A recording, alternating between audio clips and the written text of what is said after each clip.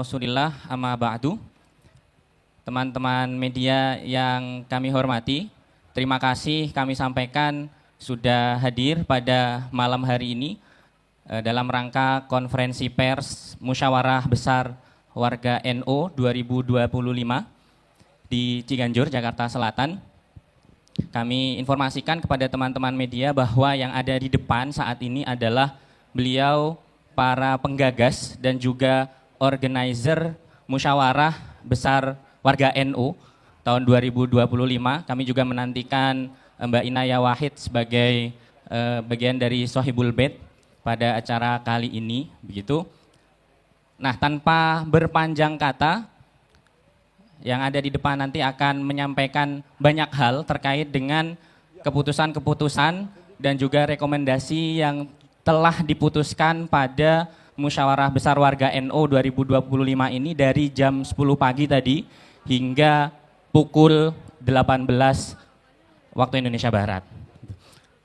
Baik, langsung saja mungkin saya ingin memberikan langsung kepada Mas Ahmad Munjid untuk menjelaskan kepada teman-teman terkait dengan bagaimana jalannya Musyawarah Besar Warga NU 2025 tadi. Silakan kepada Mas Munjid. Baik, terima kasih. Saya padahal tadi sudah sesi terakhir sudah selesai saya kira. Ya, Assalamualaikum warahmatullahi wabarakatuh. Terima kasih teman-teman wartawan, teman-teman media untuk menghadiri penutupan acara pada sore hari ini. Alhamdulillah selama sehari penuh kita tadi mulai jam 9 sampai maghrib ini kita sudah melangsungkan musyawarah, melangsungkan diskusi, kemudian kita membahas isu-isu strategis dalam diskusi-diskusi di forum-forum yang lebih kecil, di sidang-sidang komisi. Intinya forum hari ini adalah inisiatif warga Nahdien yang diselenggarakan untuk merespon situasi terakhir yang sedang dihadapi oleh Nahdlatul Ulama sebagai lembaga yang ketika memasuki abad kedua justru dilanda situasi yang sangat tidak mengenakan. Dan tentu saja karena warga Nahdlatul Ulama itu jumlahnya lebih dari 100 juta, apa yang terjadi pada NU akan sangat berpengaruh terhadap apa yang terjadi pada bangsa Indonesia. Ketika itu positif, dia juga akan berdampak positif. Ketika yang terjadi negatif, dia juga berdampak negatif. Karena itu sebagai warga Nahdlatul Ulama, kita semua berkumpul atas inisiatif individu dan kelompok untuk ikut bersuara, untuk ikut menyampaikan aspirasi, keprihatinan, gagasan, dan masukan-masukan, baik kepada pengurus Nahdlatul Ulama maupun kepada stakeholder yang terkait. Alhamdulillah kita sudah merumuskan tadi ada 3 komisi, komisi rekomendasi, kemudian komisi program, dan komisi organisasi. Saya kira untuk sore hari ini kita akan fokus pada komisi rekomendasi hasil-hasil dari sidang komisi rekomendasi.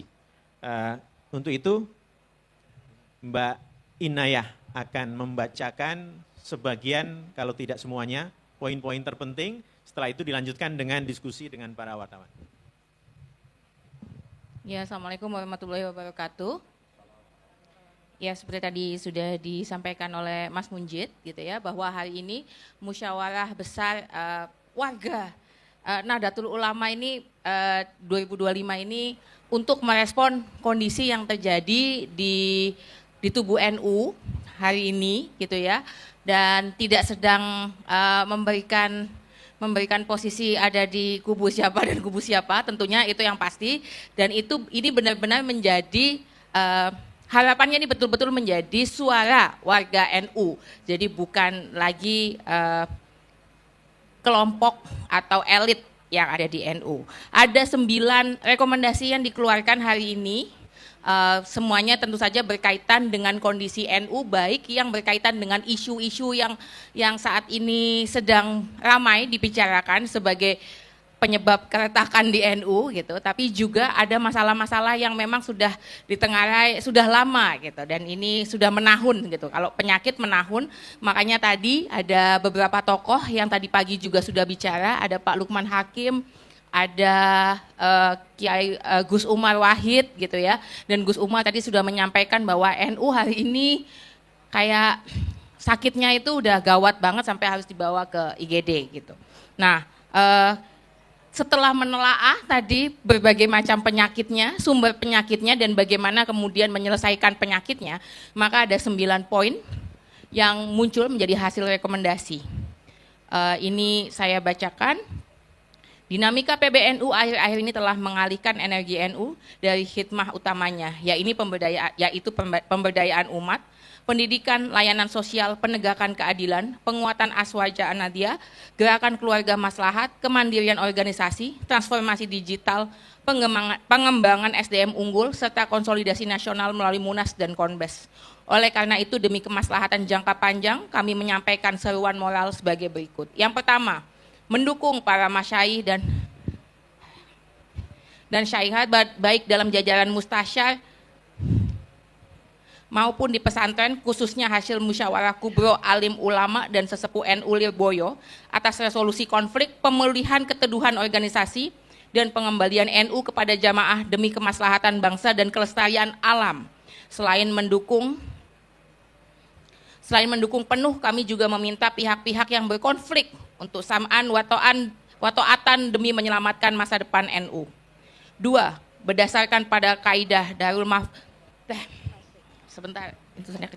Berdasarkan pada kaidah Darul Mafasid Maqadamun ala jalbil masalihi demi mencegah polarisasi berkepanjangan, menghindari persengketaan di meja hukum, dan memastikan NU memiliki kepemimpinan yang stabil serta disepakati bersama, kami menyeru untuk mempercepat pelaksanaan Muktamar ke-35 NU agar memiliki kekuatan hukum yang kuat dan legal. Muktamar ke-35 diselenggarakan dan disahkan oleh Rais Am dan Ketua Umum Mandataris Muktamar ke-34 Lampung dan dilaksanakan oleh Panitia Muktamar yang direkomendasikan oleh Mustasyar PBNU. Apabila muktamar yang dipercepat tidak tercapai, maka diselenggarakan muktamar luar biasa atau MLB sesuai dengan peraturan dalam ADART. Semua hal yang selama ini dipersoalkan, dibahas dan diselesaikan dalam muktamar mendatang, sehingga akuntabilitas dan transparansi dapat diwujudkan secara jujur. Akan dilanjutkan? Akan dilanjutkan aja. Apa mau ini aja? Demi kemaslahatan Jam'iyah NU di masa mendatang dan membuka jalan lahirnya kepemimpinan baru yang mampu menjembatani perbedaan dan memulihkan keutuhan Jam'iyah, kami menyeru muktamirin untuk tidak memilih pihak-pihak yang terlibat dalam konflik yang terjadi dan mendorong munculnya pimpinan yang berintegritas, berakhlakul karimah, mengabdikan keseluruhan waktunya untuk NU dan tidak memiliki konflik kepentingan dengan institusi lain, baik kepentingan ekonomi, bisnis, politik, sosial, maupun institusi keagamaan lain. Dilanjut aja.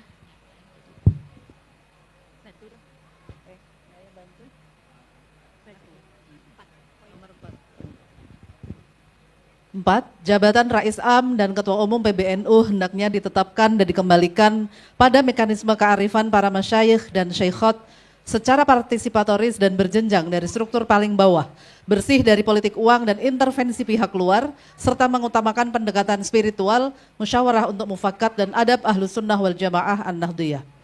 Yang kelima, dalam sejarahnya, NU telah terbukti mampu menyelesaikan masalahnya sendiri dengan caranya sendiri secara independen. Oleh karena itu, kami menyeru semua pihak untuk menjaga agar tidak terjadi intervensi dari pihak-pihak manapun di luar NU, baik institusi negara maupun non-negara. 6.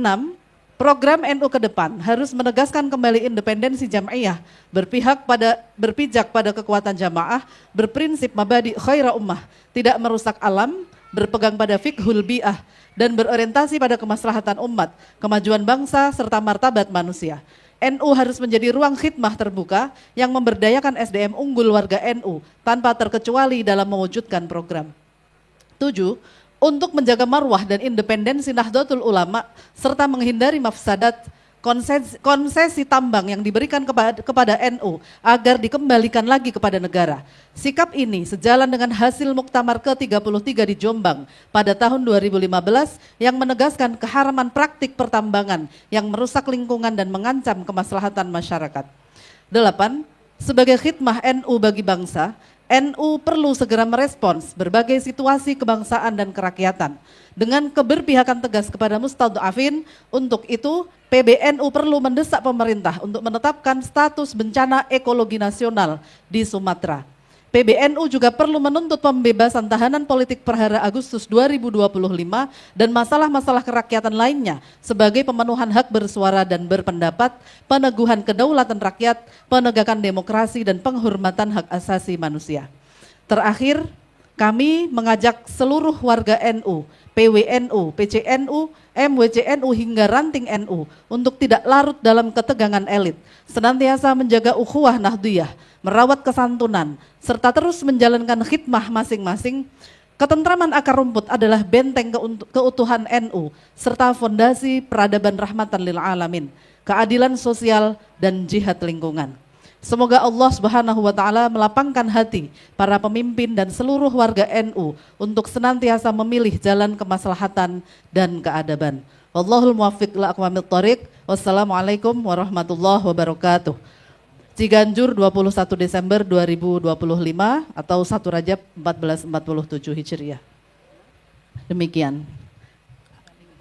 Terima kasih Ibu Maya, Mbak Inaya Wahid dan Mas Ahmad Mujid tadi sudah menyampaikan teman-teman ya 9 seruan moral musyawarah besar warga NU 2025 di Ciganjur. Mungkin selanjutnya saya berikan waktu kepada teman-teman media untuk memberikan pertanyaan pada, silakan 3 orang dulu mungkin yang depan.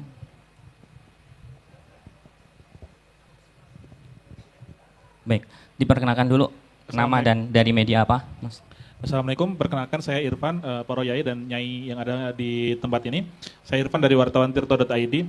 Ingin menanyakan tadi poin-poin hasil musyawarah besar warga NU 2025. Yang pertama, tadi mengusulkan agar tidak memilih orang-orang yang tidak memiliki kepentingan konflik baik secara politik dan lain-lain. Apakah ada usul nama dari musyawarah di sini? Kan sudah mengusulkan agar tidak memilih konflik, masa nggak ada namanya yang diusulkan? Nah, berarti kan itu cuma menyodorkan proposal kosong berarti kalau nggak ada nama yang disodorkan. Berarti terus yang kedua, apakah mengenai usulan desakan agar bencana ekologis nasional ini bagaimana upayanya? Kita melihat pemerintah bersikeras tidak menjadikan bencana di tiga provinsi tidak menjadi bencana nasional. Seperti kita lihat dalam konferensi pers kemarin terbaru. Pemerintah bersikeras bahwasanya tetap bisa tanpa harus menjadi bencana nasional. Nah, desakan musyawarah besar ini seperti apa agar bisa menjadi bencana ekologi nasional? Bagaimana desakannya? Apakah hanya menyodorkan usulan atau ada desakan seperti apa agar menjadi seperti itu? Terima kasih. Cukup, mungkin bisa langsung dijawab. Oh, oke, ditampung dulu. Ada teman-teman media yang lain yang ingin bertanya?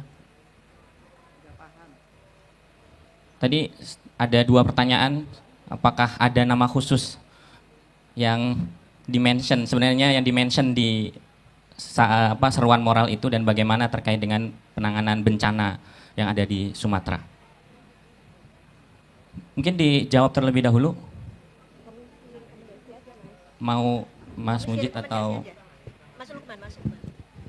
Ya baik, jadi seperti disampaikan di awal, ini adalah musyawarah warga Nahdien ketika PBNU sedang mengalami polarisasi karena kontestasi antara Rois Am dengan Ketua Umum.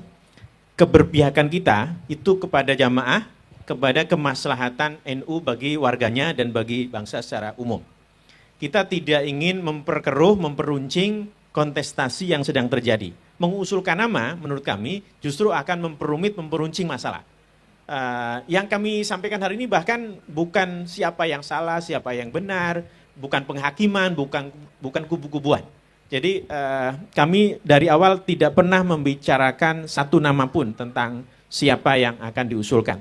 Jadi dan saya kira itu bukan berarti lalu apa yang kita lakukan tidak berguna. Ya, kita berusaha untuk memahami bagaimana NU sampai pada titik ini dan bagaimana kita keluar dari sini, tapi tidak menyebut 1-2 orang siapa yang pantas dan siapa yang tidak pantas. Saya kira untuk jawaban pertanyaan pertama begitu, silakan untuk yang ekologi, siapa yang mau? Bu Nyai Ruha, silakan. Yang tadi, Mas Bang Helmi. Bang Helmi, silakan. Silakan. Terima kasih. Gini, kita menyebut ini bencana ekologis, artinya ini bukan tidak alami. Dan kalau kita telusuri ke belakang, maka sebenarnya ini bisa dikatakan ini kan efek dari kebijakan-kebijakan pembangunan yang sudah berlangsung dari sejak zaman Orde Baru dan yang berlangsung sampai sekarang ini. Nah, oleh karena itu, meskipun tidak menyebut tentang bagaimana caranya,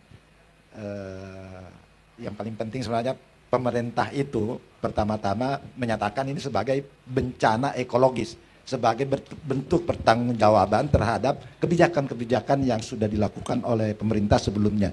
Lalu kemudian secara teknis itu nanti mungkin ada rekomendasi-rekomendasi yang lebih khusus tentang bagaimana teknisnya penanggulangan bencana ekologis itu. Tapi yang pertama yang paling penting bahwa ini bencana nasional. Terima kasih. Ya, baik. Ada yang mau menambahkan yang lain? Ya, silakan. Saya menambahkan soal kenapa kita tidak mengajukan nama. Karena ini pertimbangannya adalah pertimbangan fikih, yaitu darul mafasidi muqaddamun ala jalbil masalih. Jadi menolak kemafsadatan itu diutamakan daripada menarik kemaslahatan. Dan kita tahu kondisi akhir PBNU terakhir ini adalah karena konflik. Ya, yang kita sudah sama-sama tahu konfliknya. Lah karena itu untuk mengakhirinya, maka tadi kuat sekali seruan warga NU untuk mereka yang terlibat dalam konflik itu tidak ya, atau muktamirin diharapkan untuk tidak memilih atau menjadikan mereka sebagai pemimpin di masa yang akan datang di kepimpinan NU.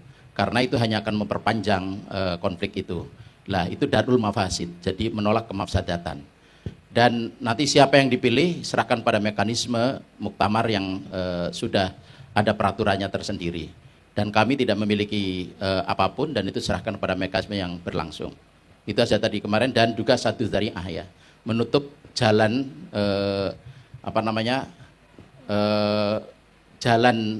jalan kerusakan yang dimungkinkan terjadi di masa akan datang. Terima kasih.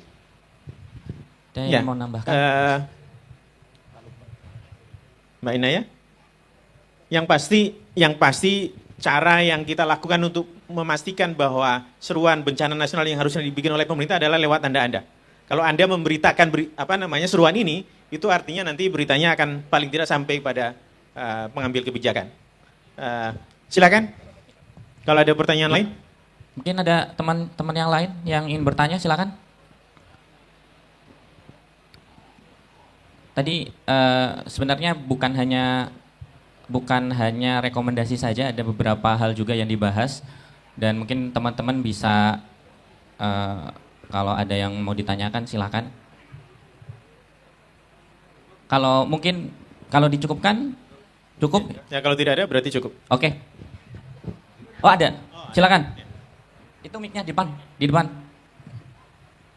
Terima kasih atas waktunya. Saya Gita Irawan dari tribunnews.com. Yang ingin saya tanyakan adalah apakah rekomendasi ini juga akan disampaikan langsung kepada para pihak yang berkonflik atau disampaikan kemana saja. Kemudian apakah muktamar ke-35 yang dipercepat ini ada waktu tertentu yang memang diajukan? Kapan paling cepatnya misalnya? Karena kan tadi dipercepat gitu ya. Kemudian ada satu hal juga terkait dengan usulan agar pihak pemerintah juga tidak masuk ke dalam konflik ini. Itu bisa dielaborasi apakah yang dimaksud itu mungkin karena dalam dinamika belakangan ini kan juga ada beberapa tokoh di pemerintahan yang juga tampil gitu dalam kegiatan-kegiatan yang para pihak yang berkonflik. Apakah itu maksudnya atau seperti apa? Mungkin itu. Terima kasih. Ya. Silakan.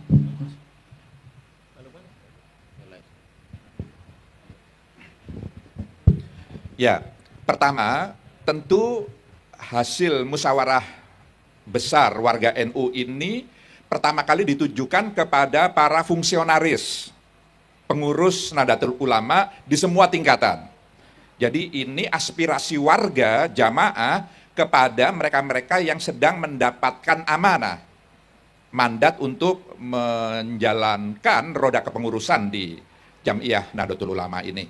Dan tentu juga kepada semua kalangan, karena NU tidak berada di ruang hampa. Jadi selain kepada pengurus, tentu kepada semua ekosistem lingkungan strategis di mana NU itu berada. Maksudnya ya ke negara, ke pemerintah, ke institusi-institusi resmi pemerintahan atau tidak, dan juga kepada warga semua. Jadi kepada semua pihak, begitu. Nah, yang kedua yang kaitannya dengan apa yang kedua tadi itu? Waktu muktamar Ada dipercepat, nggak, ada diusulkannya mungkin ada bulan kah atau pekan kah yang di dalam musyawarah ada itu batas sendiri atau percepat. semacamnya. Iya, kita tidak memberikan batasan eksplisit, tapi muktamar yang dipercepat itu adalah cara untuk sesegera mungkin menyelesaikan perselisihan, perseteruan di antara para pihak ini. Jadi biarlah kita selesaikan secara beradab di forum permusyawaratan tertinggi yang diatur oleh ADART, yaitu muktamar. Dan memang tahun depan itu waktunya, tinggal bulannya saja sedapat mungkin. Semakin cepat, semakin baik ini bisa diselesaikan. Itu. Termasuk tadi apakah ada kelompok-kelompok tertentu di pemerintahan yang dimention itu, Pak? Ya. Dalam seruan. Ya, jadi kita begini, NU punya pengalaman yang cukup panjang untuk menghadapi konflik-konflik seperti ini. Jadi NU sudah memiliki pengalamannya tersendiri sehingga kami sebagai warga NU cukup percaya diri bahwa para pengurus NU bisa menyelesaikan masalah ini. Oleh karenanya kami memohon kepada pihak-pihak di luar NU, pemerintah misalnya, negara atau siapapun juga, untuk mampu menahan diri, tidak melakukan intervensi terkait dengan kekisruhan yang dialami ini. Biarlah kami, maksudnya struktur kepengurusan NU menyelesaikan persoalan ini sendiri. Karena kami mendengar ada pihak-pihak yang mengajukan ke misalnya Kementerian Hukum dan HAM untuk mendapatkan SK misalnya, lalu nanti pihak yang lain juga akan melakukan. Jadi kami mohon pemerintah mampu menahan diri untuk tidak melakukan intervensi, karena kami percaya struktur kepengurusan NU bisa menyelesaikan ini secara mandiri. Demikian. Tentu berkat bantuan para masyayikh itu ya. Begitu. Cukup, ada tambahan dari Mbak Inayah? Iya, mungkin untuk pertanyaan yang terakhir itu bahwa kemudian apakah artinya terus kemudian tidak boleh ada keterlibatan gitu ya dalam misalnya tadi politik negara, bisnis dan ekonomi dan lain sebagainya. Bukan berarti terus kalau pengurusnya nanti yang terpilih nggak boleh ikutan jadi menteri gitu misalnya, atau terlibat dalam kenegaraan. Bukan itu maksudnya ya. Tentu saja boleh, tapi tentu saja harus tetap fokusnya ada pada Jam'iyah gitu, bahwa kepentingannya terus tetap yang harus dibawa adalah paling utama kepentingan rakyat dulu gitu. Jadi bukan lagi kemudian keberpihakan pada misalnya bisnis, keberpihakan pada kelompok-kelompok yang kemudian terutama dilambangkan oleh elit-elit misalnya, tapi oleh masyarakat. Dan juga misalnya tidak ada lagi, kami mengharapkan tidak ada lagi kemudian ada keterlibatan dalam bentuk misalnya seperti pemberian konsesi tambang gitu. Itu nggak ada lagi yang seperti itu. Itu sih. Terima kasih. Oke, cukup teman-teman. Kami ucapkan terima kasih banyak atas kehadiran teman-teman media. Terima kasih banyak untuk semua partisipasi dan kehadirannya. Alhamdulillahirrahmanirrahim. Assalamualaikum warahmatullahi wabarakatuh. Waalaikumsalam warahmatullahi wabarakatuh. Terima kasih teman-teman media. Dan juga terima kasih kepada para organizer dan para penggagas Musyawarah Besar Warga NU